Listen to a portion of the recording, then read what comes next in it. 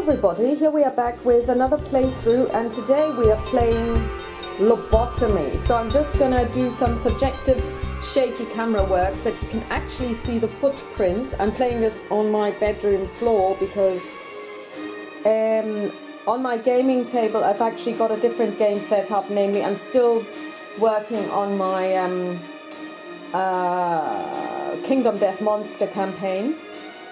So as you can see, this is a huge game, and I'm just gonna kneel down now to show you some of the details. The game comes with modular boards, so these actually come apart. As you can see, you've got a center tile, which is the holding cells in the asylum, and then you have 4 quadrants, A, B, C, and D.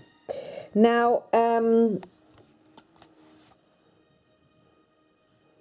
how the game works, I'm not going to go into all of the rules because in the rulebook it says, while the rules are not complicated, they take time to learn. And this is actually true. This is my second game, so I've played this scenario before with 3 characters. I'm now going to play only with 2 because 3 is actually a lot to manage, I find, when you're new to the game. So we're just going to try 2, and we're probably going to lose terribly because this game, don't get me wrong and don't make any mistakes, is a really, really hard game to play. And probably even harder to win. I don't know if anyone's ever won it. We're only going to play 1 scenario, so you can play up to 4 scenarios, starting in quadrant A, moving to B, C, and D. And then when I say starting, it doesn't mean that you guys will start in quadrant A. But this guy does. And this is the warden. He is basically your timer. He starts on space 1 of quadrant A. And whoops, during the movement phase, more often than not, he will move. So he will go from 1 to 2 to 3 and so on and so forth. Never cross paths with him because he will stomp on you and it's going to be terrible. But once he reaches 12... if you play 1 scenario, you have 1 more turn, and then the end game starts, and that's like meeting a great old one in Eldritch Horror or Arkham Horror. You're gonna die, so you know you can basically stop the game then. So far, I haven't found a possibility of actually retracting his progress. So, like, you can retract the Doom tokens on, or you can remove Doom tokens from the Doom counter for the great old ones in Arkham Horror. That's not possible here, it seems, but maybe I've just not come across the relevant abilities. So, as you can see, it's a 3D board. You've got all of those gates, which you don't need. You could also replace them with gate tokens that lie flat on the gate, or on the door, I should say. And when you turn them over, you can see what's behind them. But I actually quite like it, and I put them together, and so let's just use them. I've also spawned the relevant starting monsters. We've got scavengers. Sorry, this is the green guy. It's a scavenger monster, and here we've got the mental patient. You spawn 2 per quadrant, and you also spawn the so-called memory tokens, which your characters can explore if you like, and then possibly get good results. Sometimes they get bad results. And then I've also spawned tokens like this, which are searchable. Now, here comes an issue with the game. First of all, you have, in theory, 8, 10, 12, well, 3, 4, 6, 8. You've got 20 possible quadrants. And I don't know if the quadrants are different in difficulty, but when it comes to putting down information that you can search, you're supposed to look at highlighted areas. And I have to say that sometimes this would be a highlighted area, that sometimes, because the board itself is so dark, and it has to be dark because of course it's a dark game, it's sometimes quite difficult to see where they should be. So I don't know, I mean, on this tile we have 1, 2, up here we have 1, 2, 3. Over here we have, I could only find just 1, which is over there. Here I found possibly 1, 2, 3 spots where you can spawn them, and that's very few, because you can only search 3 areas, and once you're done, you're done. So what I'm going to do is I'm actually going to house rule this the following way. When you uncover it, you have to perform a search check, and if you miss, then I assume you don't find anything. But since there are so few, I will say you can try until you succeed, but you have to spend an action each time, because otherwise you will probably not be able to meet your objectives. Because in the game that we are playing, the scenario is called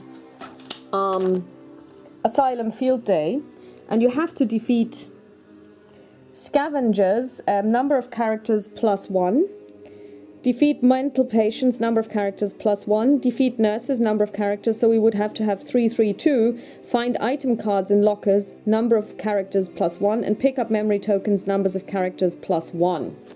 So yeah, that could be difficult, because obviously with only 2 characters walking around the whole board and trying to locate, I mean, the monsters will come towards you, that's not going to be a problem. But finding these, and then if you search them and then you don't find anything, that's a problem. You can lose sanity to create an imaginary locker, which would be one way of actually circumventing this, but I find that a bit problematic, so, you know, I don't know. I think this game requires a lot of house ruling, because it is really tough, especially when you're starting out. Yeah, and the board is a little bit crammed already, so I'm just going to place this door like so. But before I run out of battery, let's look at the heroes we're going to be playing with. We're going to be playing with Ellen D. Ridley, which is of course Ellen Ripley from Alien. This is her miniature.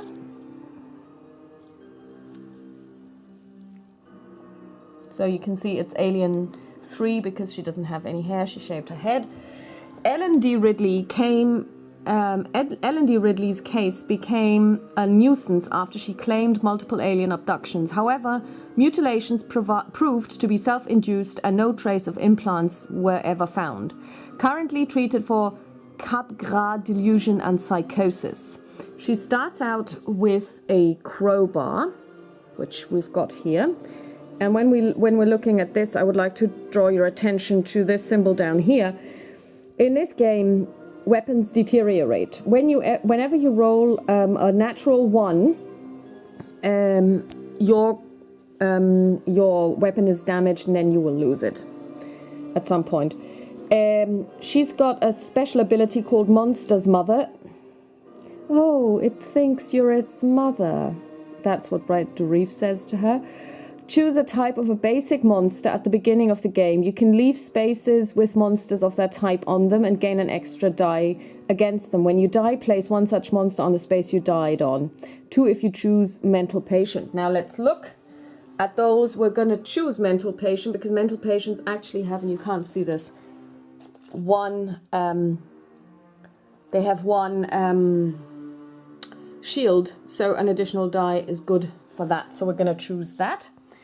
Her stats are she gets 7 mental dice if she has to roll for that. She has 1 shield. She hits on a 5+. She has 7 wounds and she has 4 actions.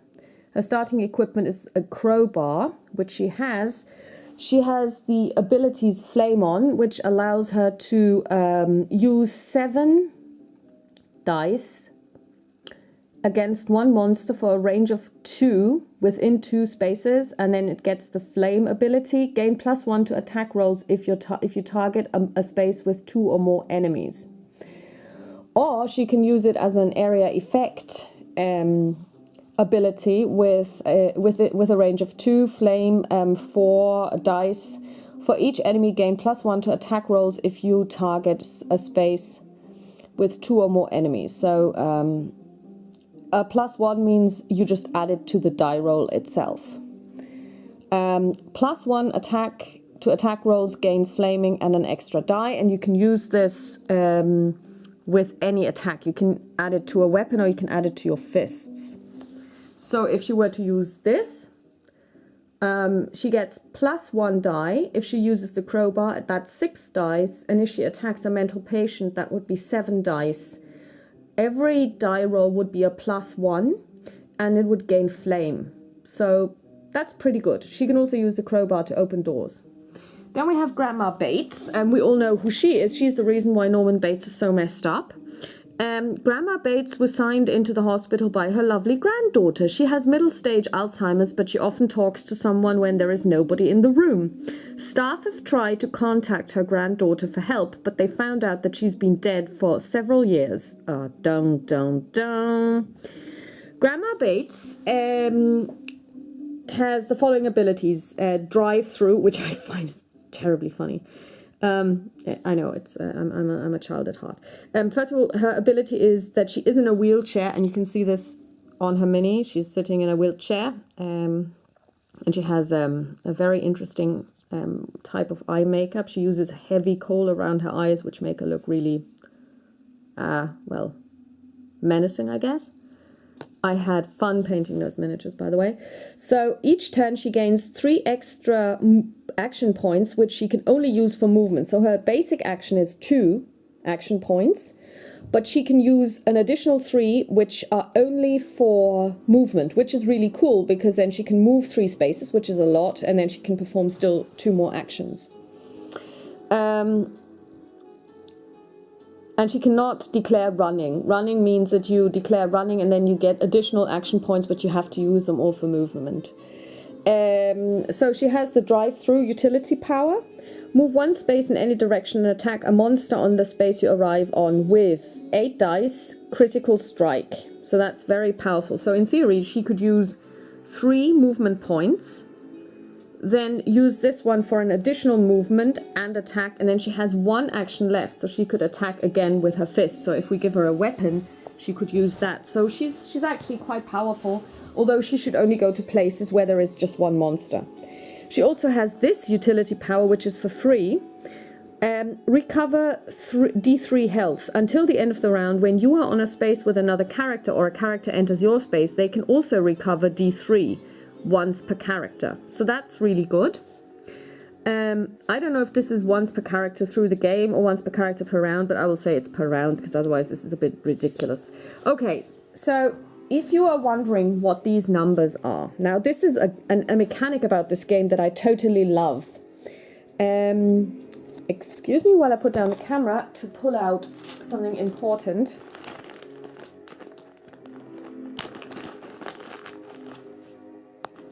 We have little wooden pieces. So when she uses, or when anyone uses a power, you place this cube on the top number. Ignore these for the time being. They only appear when you're going crazy. This is called the cooldown. After every round, everything cools down by 1. If you kill a monster, you cool down by 1 more.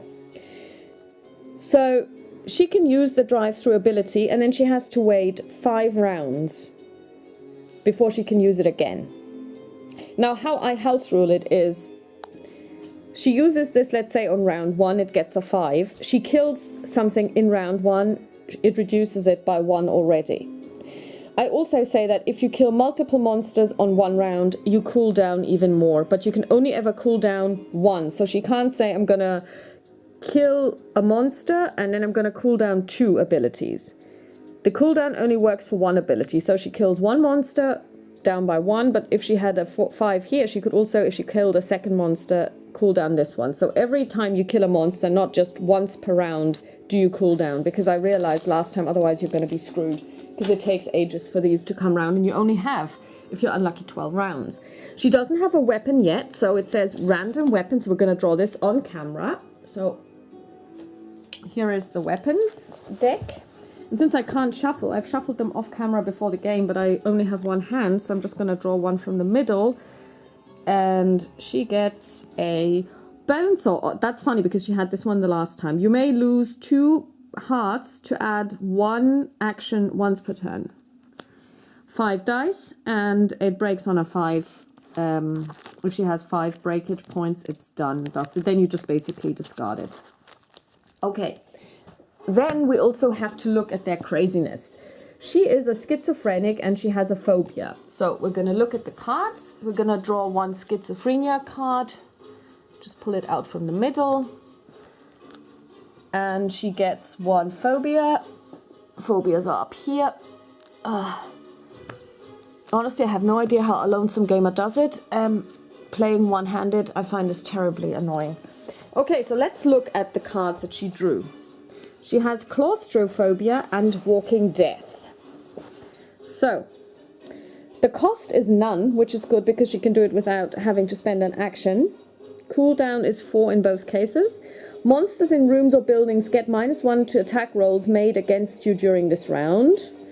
And walking death is you or a character on your space gain +1 to attack rolls for this round for a weapon and bare fist attack. We're gonna take this one.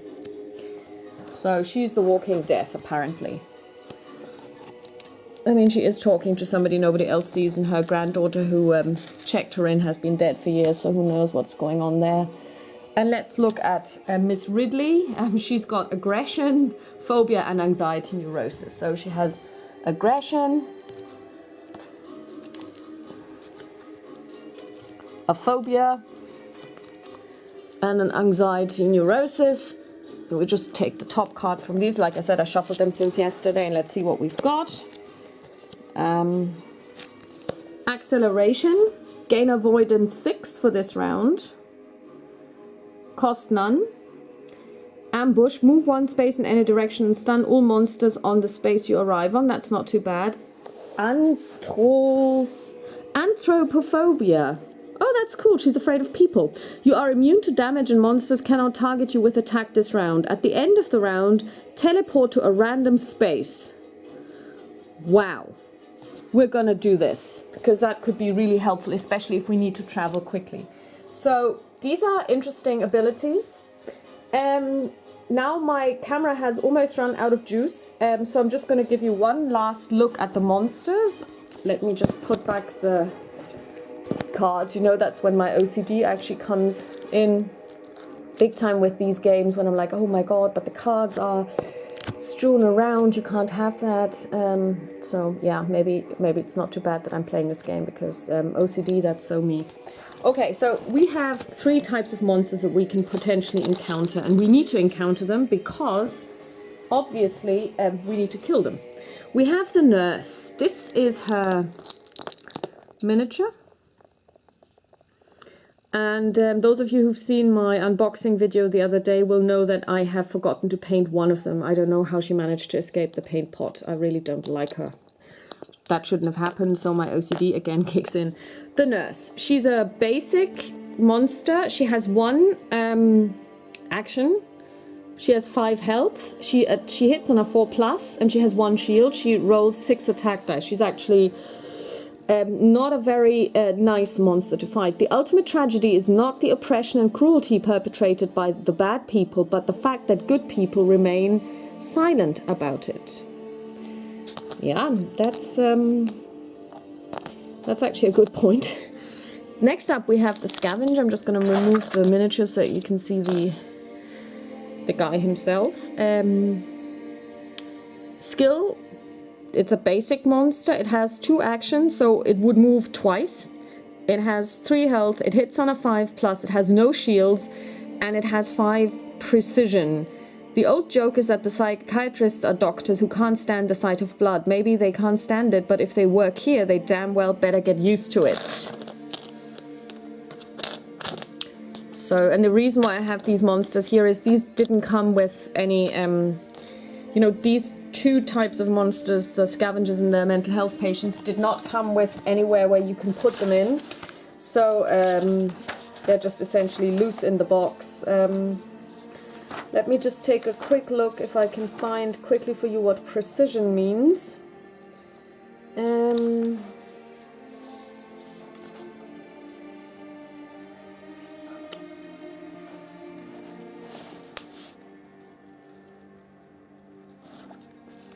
Precision attack, here we are.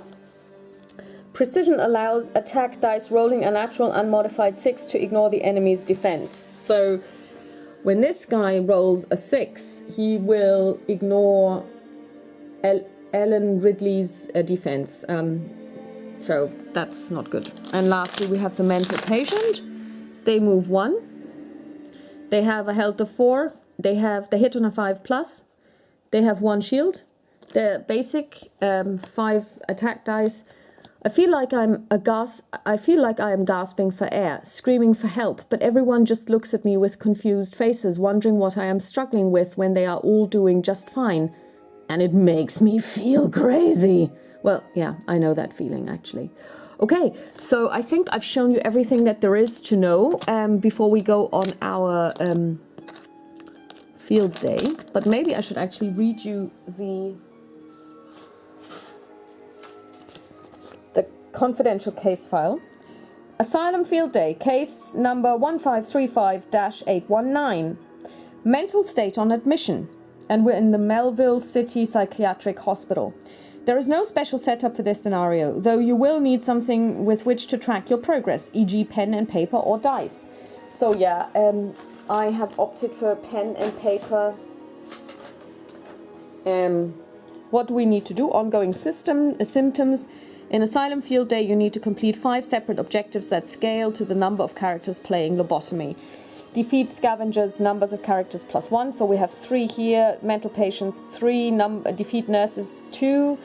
Find item cards in lockers 3. Pick up memory tokens 3. Patient displays aggressive tendencies, seeming to want to attack and destroy everyone and everything. During moments of lucidity, questioning the patient yields no answers as to why they are so angry. I can't remember is the usual response. Maybe some extreme trauma caused fight response and amnesia? Here you have the adverse reactions, and these stars you can also find on the movement cards, which are pretty much the same as the event cards in Arkham Horror, for example, Eldritch Horror, Mythos cards, I should say. When you have a green star, you cancel 1 point of progress. That is really annoying. Blue, cancel a total of 3 points of progress in 1 or more objectives. 4, the red star, during the next round, the players cannot record progress in any objectives. So if you kill someone or if you find someone or something, nothing counts. Prior treatment, none needed as the objectives already scale to the number of characters of the game. Complications, this doesn't apply to us because we're only playing 1 scenario. Suggested treatment, defeat the required number and type of monsters and regain memories. So we'll start with this, and I hope to talk to you soon. Bye-bye.